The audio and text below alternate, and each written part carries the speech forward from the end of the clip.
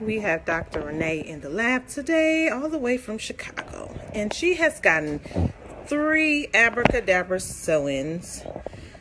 And she has a lot more hair than when she started.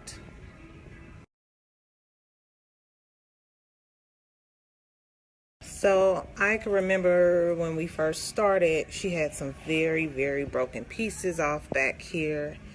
And it's grown completely out, probably tripled in length. I'm going to attach the picture.